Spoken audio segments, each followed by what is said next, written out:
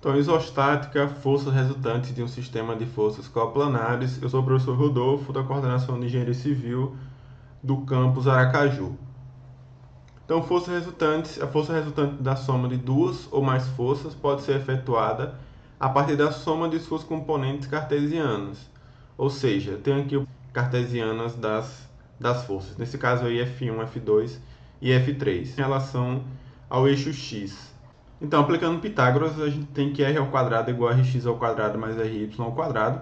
E aí a gente consegue encontrar a intensidade da resultante.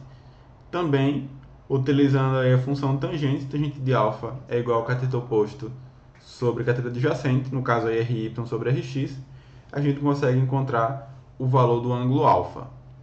Eventualmente, como eu já disse no vídeo anterior, ao invés de trabalhar com os eixos x e y, eu devo me referir a eles como eixo horizontal e eixo vertical.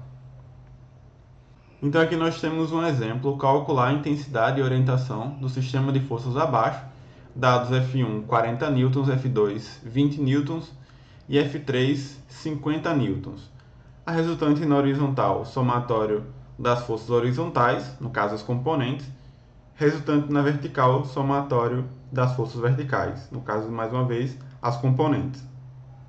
Como a gente vai fazer um somatório, é importante que a gente defina a convenção de sinal. Então, sempre que eu tiver uma componente para a direita, a gente vai dizer que essa componente é positivo, e sempre que a gente tiver uma componente para a esquerda, a gente vai dizer que essa componente é negativa. Do mesmo jeito, no somatório de forças verticais, forças para cima terão sinais positivos e forças para baixo terão sinais negativos. Então, começando pela força F1, usando aqui igualdade de triângulo, igual a gente fez no vídeo anterior, a gente pode dizer que o F1 na horizontal sobre o F1 vai ser igual a 4 sobre 5, horizontal sobre hipotenusa nos dois casos. Então, o que implica aí que o F1H é igual a 32 newtons, e como essa força aqui está indo nitidamente, né, para cima e para a esquerda, a componente horizontal vai estar apontada para a esquerda, ou seja, negativo, quando a gente for fazer o somatório. F1V sobre F1 é igual a 3 sobre 5, comparando com o triângulo, o que implica aí que a componente vertical é 24 newtons e tem direção para cima. F2 na horizontal é 20 seno alfa, cateto oposto, né, desse ângulo aqui. Então, F2 na horizontal seja 34 newtons para a esquerda, já que essa força está vindo para baixo para a esquerda. A componente vertical é o 20 cosseno alfa, 20 cosseno de 20 no caso, que vai ser igual a 18,39 newtons para baixo. F3 é uma força que já está aqui em cima do eixo horizontal, então não tem valor nenhum na vertical. Então, F3 basicamente 50 newtons para a direita. Dessa maneira, a resultante na horizontal vai ser igual a menos 32 menos 684 mais 50, que é igual aqui a 11,16 newtons. E a resultante na vertical vai ser igual a 24 menos 18,39 e mais 0, né? Coloquei o zero só para ficar completo. Igual aí 5,21 newtons.